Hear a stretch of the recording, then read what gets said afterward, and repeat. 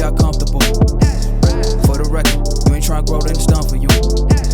For the record, lab on me going all the way. For the record, ain't tryna link, no time to waste. For the record, for the record. Hi YouTube, it's SuperShozen coming to you with another deck profile. This one is Dracomaids. It's a combination of both Dracotail and Dracomaids, respectively. I like this deck mainly because that the Dracomaids allows you to end on the Omni Gate by summon 5, which allows the whole entire combo line of Dracotail to go off, and there's a lot of cards in the Dracomaids engine that still pairs extremely well with the Dracotail. So without further ado, I'm gonna get started, and I'm gonna get started with the Dracotail side first. So this is gonna be pretty standard. At this point, we all know what Dracotail do. I will give you a brief overview of what each card can do. So 3 copies of Lucius. She is the start of the deck. When she is normal special summon, it allows you to add a Dracotail monster from deck to hand. More than likely, it's going to be from mana. And the advantage, or you have to be from mana, it's going to give you whatever you need. It's going to either be your Pixel, your Malulu, your Pan, your Arugula, whatever you need. That's what she is. That's what she's going to add to your hand. And you're just going to go from there. Currently in the TCG, this is one of the more fairer decks that we currently have in the meta, but it has a very high ceiling. Pairing Dracotail with any type of fusion-based engine or anything that allows you to play through interruption is very strong, and Dracotail is very good at doing that. Following up is her partner in crime. 3 copies of Femena. Femena is Femena. She's going to do everything the deck needs. She's a quick fusion. The only limitation that Femena have, and the only limitation I notice about this deck, it is a 2-card deck. Regardless of how you want to spin it, regardless of how you believe it is, this deck requires 2 or more cards in order to play into your opponent's board. Obviously, it's fusion based, and cards do get cards. And they play around a lot of things. They play around Ash really well because they set everything they need onto the deck before you ever use it. But just know, like, for this particular engine and for this particular build iteration of the deck, that you're gonna require a Dracotail and a monster in hand in order to access your Dracotail fusions. Femena bypasses that because she allows you to fuse into anything by using the materials on hand or field. So if you're not going into a Dracotail fusion, it's not as limiting as it would have been before. Following after Femena was be 2 copies of Malulu. Malulu is your pretty much Cortegio. Allows you to fusion summon while it's on the field, and then if you use this for fusion material, it's a monster negate on resolution, and it's a permanent negate. That what makes Dracotail so good, and why I predicted this deck to be as good as it is because all of their effects happen upon resolution. So whether or not it's the negated monster effect with Malulu,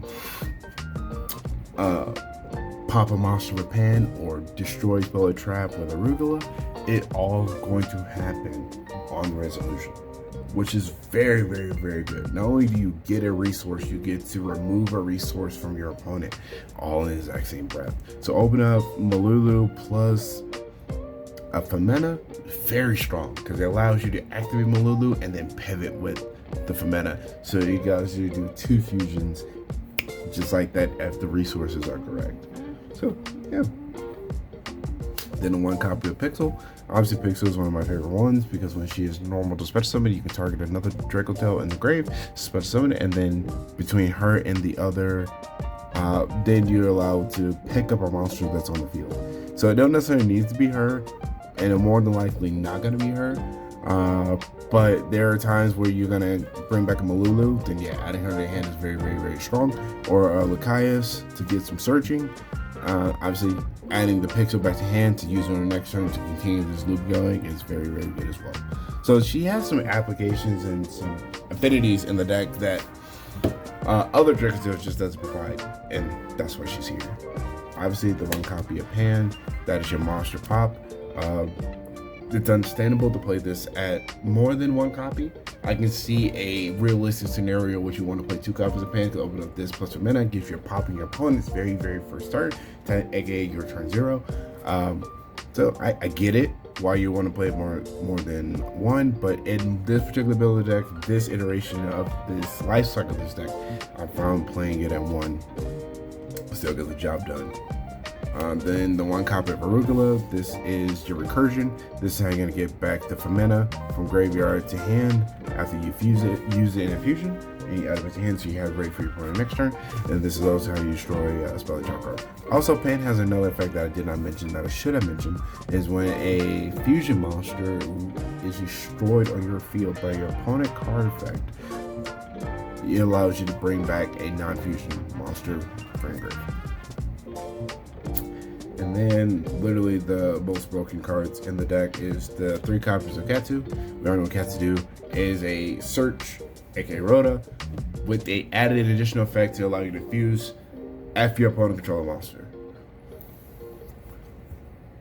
There are ways to organically trigger this, there are ways to inorganically give the monsters so you can have this effective fusion summon. It's just a very strong card. Very, very, very strong. It does so much and allows you to play through so many different things. So that's why I really like it. And that's why you will play it at 3. Then 3 cover Rahu, obviously, great fusion. Locks into fusion once you finish. Not a big deal for this deck. This deck just loves to fuse. And then we all know what these cards do. We all know how annoying it is to play around these cards. It is the 1 copy of Flame, the 1 copy of Horn, and then the 1 copy of Sting. All trap cards have this archetypal effect that if you activate this card and it's resolving, you can shuffle back another Dracomaids card from Grave or Banish. It's pretty fucking good. Like it's really good. And obviously Sting is a DD Crow for 2 cards, a monster and a spell trap. Horn is a compulse of an entire position monster on the field. It could be your field just to trigger Dracomaids. So it's very strong in that regard. And then Flame is the negating of effects of the spell, which as time has gone by, players have figured out how to play around that particular effect. Players have already figured out a way around it. And there's nothing wrong with it. That's what you expect in the evolution of the game. But yeah, Flame is extremely strong and does a lot, but at the same time it does nothing. That's the scary part about Dracomaids. They do a lot, but if you dive deep, they don't really do anything. And to combat against that, that's where the second ninja come in. 3 copies of Chamber Dracomaids. We all know what Chamber does by now, but if you don't know what Chamber does, when she is normal to special summon, you add 1 Dracomaids card from deck to your hand. Simple effect, but effective. She does everything you want the deck to do, and then with the new cards and new support that came out of Dracomaids, she became that much more important. And honestly, I'll keep it 100 because I got 3 ultis. That's why I want to make sure I use this engine inside of Dracomaids. They're not expensive, they're like $3, and she looks great as ulti. But more importantly, she does a lot for this particular engine in the deck, and she's very important. And she's slightly more important, or in some cases equally as important as Parlor. Parlor is your foolish burial for Dracomaids cards. This is how you're gonna get into the Lady Dracomaids so much easier. This is also how you're gonna set up everything else you need from the deck. you can easily send a changeover, activate changeover engrave, add it back to hand, add changeover to hand, and then now you got a fusion spell that can go into any dragon, aka Arthelion, and still propped off all of your effects for the Draco tail. She does so much. Yeah, I can sing her praises all day because she just does a lot. And then for the last two is one of each of the Dracomaids dragons. Other respective dragons. You want to play their respective dragons, not any other dragons from the Dracomaids. And it's only because it pairs well with Hospitality. Hospitality allows you to target a Dracotail and then send their dragon form to grave. That's why if you're gonna play green, you play green. If you're gonna play black, you're gonna play black. You need it. Obviously, Shambana has an additional effect, which is this one here. It protects dragon-type fusion monsters from being destroyed by card effect. So obviously, there's some merit to these two combinations. That's why they made this so much better than all the other ones to me. And then obviously Lapara as a monster effect negation. It's kind of slow, but it's still a monster effect negation. Then you just send it from hand, target a monster, and fill negative effects into the end phase of turn.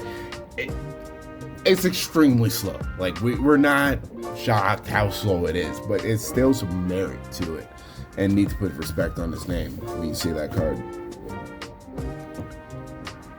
Then following that up, you're gonna play the next best card in the deck, the one copy of Changeover. As we talked about before, Changeover allows you to fusion summon any dragon fusion monsters from your extra deck using monsters in the hand or field as material. And then if you control a Dracomade, you can target a Dracomade on the field, return it back to your hand, add this card and grave it back to your hand. Very good, very fundamental card, and it does, like I said, it does a lot because it still triggers and activates all of your Dracotail as well as your Dracomade. So why not? Like, it does so much. Following that up, you have Hospitality, which is the second best Dracomade card because it gets you everything. It will special summon a Dracomade from hand or graveyard and then send their corresponding form, aka their lady form or aka the dragon form, to the grave, which sets up for Lady Dracomade. Just does a lot. Obviously, if you normal summon Chamber can go grab Hospitality, then you link summon Chamber until link 1, aka Striker Dragon, activate Hospitality, bring back Chamber, send her corresponding dragon form to the graveyard, and then you can go into Lady Dracomade. Lady Dracomade special summon Parlor, and if you did the reverse way, which you can do the reverse way, send Chamber will search, or Parlor will Foolish Burial Changeover, and then you can link the Dracomade that you brought to the deck brought from the deck to the field using Lady Dracomade effect to go into a Heavenly Spears. Like, it's just such a strong card that adds a additional layer of interaction that you're playing on the playthrough. So yeah, 1-on-1. It's very good cards. Very set of very, very strong cards. Then the one copy of Darken and the one copy of Light In. Just additional ways to fuse. I wanted to have as many possible ways to fuse in this deck as possible. And I feel like these two cards offer an additional type of fusion. And the only thing they lock you into is dragons, which is absolutely fine for this deck because a lot of your extra deck is going to be dragon and dragon as support. So why not play it?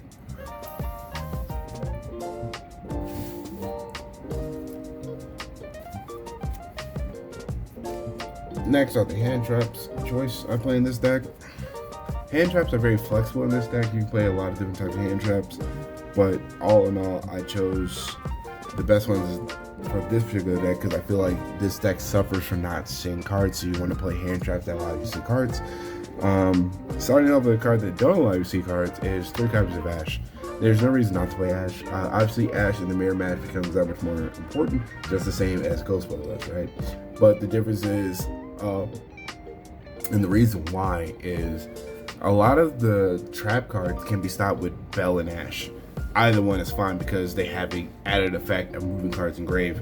In Ash's case, the only thing she cares about is the fact that it has the ability to draw a card, and as in Ghostspell's case, it has the ability to put a card back to draw. They both interact on the exact same fundamental level. That's why, you still have to play Ash, because a lot of the Dracomaids cards exist. I've seen some of my game state when your opponent is top decking, they have one card in hand, they top deck into Rahu. Ash is clearly a superior way of preventing your opponent from getting back into the game. So you still gotta play Ash. It's just nature of the beast at this point. You have to play it. Not if and but. And then we go with 3 Fua. It's Fua. It's like I say, it's just Fua. And then 3 Perulias. It's Perulia. Like, this deck wants to see a large volume of cards so you can constantly have things in place to go into. Opening up these really suck, but even then it's not super bad, right? Because let's just say you open up Perulia, you open up Fua, you decide to pass turn, you go Perulia, you go Fua. Once you start playing, you top deck into like Pan, Arugula, Malulu, Femena. It allows you to MSC something, pop a monster, and negate something. So it's not like you lost anything. Plus, you're going to +3 cards from your deck to right down to the field. It's a lot of viability with playing a large volume of Charmies. In this case, we're playing 6 Charmies. There's nothing wrong with that. You're not going to lose sleep if you start seeing your Charmies. Because the deck relies on a large, and I literally mean large, volume of cards. And so you start seeing those cards, you start to generate that advantage, and the next thing you know, the game has just gotten completely and totally out of hand, out of nowhere. So moving on from this, you're gonna go into the last 2 cards of the deck, which would be 2 copies of Nibiru. Obviously, seeing a large volume of cards through your Charmies, you want to be able to draw into something, and you want to have a definitive endpoint for your opponent. Obviously, giving your opponent a huge fucking token is not a problem for this deck, because we play Arthelion. Arthelion is just going to compulse the token, or we have Pan. Pan's just going to pop the token. There's so many ways around that token that giving them a token that can one-shot you means relatively nothing in this deck. Nothing. So, yeah, you still want to have a definitive endpoint and tell your opponent, you're done playing. I will take our turn back, because I'm just gonna play your opponent's turn. I'll take our turn back so I can just end the game. And Nib does that. Obviously, against something a little bit stronger, it would be problematic, but in the current climate, Nib is absolutely fine. And then for the extra deck, we play 3 copies of Arthelion, literally the best card in the deck, best card in the extra deck outside of the 3 cards in your main deck. The one Gargamel, it's Gargamel. She does what she does. And then from there, we're going to go into the Dracomaids side. We play 2 Housemaids. She is a pop. If a dragon monster is added back to your hand from the field, the one She-How, she's the reason why I want to play the deck to begin with. It's only because she offers a blanket Omni Negate, which is what this deck greatly suffers from. And then when you combine that with the Dracomaids trap cards, she becomes that much more impactful, and this is how you sway it into your favor. Then the 1 copy of the Lady Dragomaid, the new support card, and she does a lot for the deck. What she does is rather pretty simple. If you have 2 Dracomaids monsters in your one in the field, one in the grave, exact same attribute, you can banish them and then special summoner, and then during your standby phase, you can shuffle back 2 of your banished Dracomaids to fusion. This how you get your Shihao. If you want to do it the easy way, obviously you guys make Shihao at any point in turn during your turn. The hard way, just need particular cards in hand for that. That's it for the Dracomaid and Dracotail side. And we play the 1 copy of Star Source, the 1 copy of Secretarian. Obviously, this is your pop of more than likely 2 cards your board control, because we do play a nice array of light and dark monsters.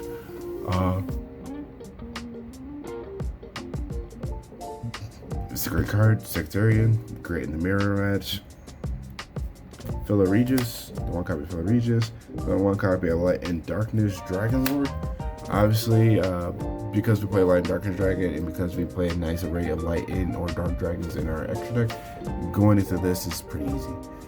Once you have this on field, you just feel super safe and secure, knowing that everything your opponent is going to try to do is going to negate it, and he by himself is going to negate a total of like 3 cards. Phenomenal for that regard. Obviously, the Arthelion and the Dracomaid things are the ones you're going to constantly keep going into over and over and over again, of course, of the duel. Obviously, having pivot points that you can go into makes both of these viable options to go into instead. As we talked about this earlier, the 1 copy of Striker Dragon, it makes going into Seals a lot easier, and Seals by itself is going to be another form of interruption. 2 forms actually, because it's going to pulse something, and since it was distributed, you're going to special Malulu will allow you to fusion something, because the monster it brings out will have 0 attack, 0 defense, but it does not negate its effect. So Seals is very, very, very good for that. And then the 1 SP Little Knight, when you're going to decide to contact CU. That's another thing that Dracomaids was suffering with, as I noticed when I was playing the deck in a more pure sense, was getting contact C really hurt. It hurts a lot actually, and there's really relatively no you could have done to get rid of that contacting C, unless you tributed for the pen and arugula, which you need hard open pen and hard open arugula, or hard top deck into pen or hard top deck into arugula. Obviously you can contribute the contact C using something like Femena, but Femena is something that you really want to hold onto your hand to allow you to go into your fusions. So it's one of the catch-22 where you tribute the contact C to norm summon the Femena. What did you really accomplish? Because you still can't fuse them this time. You know what I mean? So obviously having SP Little Knight makes that out so much easier, and then SP Little Knight adds another layer of interruptions by being a banish. SP Little Knight also really good at getting effects to resolve for your opponent change to something on the field, like your Arthelion to effect to add, and they change something like a Impermanent Effect Valor to get it out of the way to which their results. Because it really hurts sometimes when your opponent, when you use a nice amount of resources in your hand in order to go to Arthelion, thinking you'll be able to add the resources back. So obviously SP Little Knight is very good to go into to make sure that effect will still resolve. Moving forward from there, we have the extra deck. Now, the extra deck is something that I've been toying around with, and this is what I currently have, and I don't mind sharing as of right now. 3 copies of Lava Golem. There are some end boards that are pretty nasty in today's game. Mainly when you combine Mitsurugi and Yummy. They have end boards that are just nasty and disgusting to look at. Obviously, tributing over the Arclight is very important to allow Dracomaids to really play and really flourish. Having cards like Katsu and Rahu, you don't care, right? If you tribute over this, because this eats your normal, and you're fine with that. Because you tribute over there the Arclight, you're allowed to activate your Katsu searches, and you go into your fusion, and now it's like your normal somebody to start playing anyway. So that's what's very important there, and you want to make sure you have access to it. So that's why I chose to play Lava Golem at 3. And then obviously I can use Lava Golem in the fusion and then just add it back to Arthelion, or add it back after I kill it and then make the Arthelion on my opponent's turn, so I have a way to out on their craft deck if they don't kill it. Obviously 3 trolls, because you want to turn on Yummy Mitsu, and you want to turn on keep Mitsu from playing. And then 9 out of 10 to start really affecting you, because 90% of your cards are going to be set directly into the field anyway. Following there, you have 3 copies of Triple Shockwave Thrust. We play a lot of normal spells in here. why not play a card that allows you to see it, allows you to add it, allows you to interact with it? So that's why we played Thor set 3. Then the next best card in the deck is 3 copy of Droplets. A lot of our cards, this is like combining Droplets with something like a Katu that is resolving your opponent activate flame to target Katsu negate. You just activate Droplets tribute using the Katsu material, so now they can't chain a trap to it. And then start negating stuff. So not only do you get the negate of the card that you another problematic card on the field, you also get to search a fusion with the Katsu. Like, how's it not good? How's it not? I'll wait. So yeah, that's why we play Droplets at 3. And then we have the Solemn Package, which in this case we play 3 strikes, 1 judgment. Judgment is very strong. There's no reason not to play Judgment. Obviously, your opponent can try to blow out all your spells and traps and force you to activate Flame before you rage to activate Flame. That's why Judgment come in hand. They do that by like Dustering or Lightning Storm. I'm willing to pay half in order to prevent that from happening, but at the exact same time, I'm also willing just to flame it to get out of the way to shove it back. But obviously, it's kind of tricky, right? Because if they activate something like a Heavy Storm, activate something like a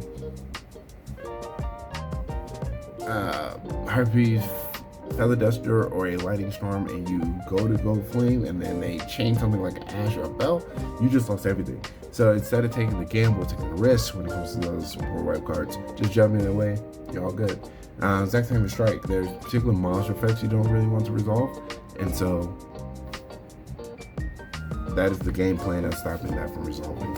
And then last but not least is the Black Gold Labs. It's a good card. There's no reason not to play it in this particular build of the deck.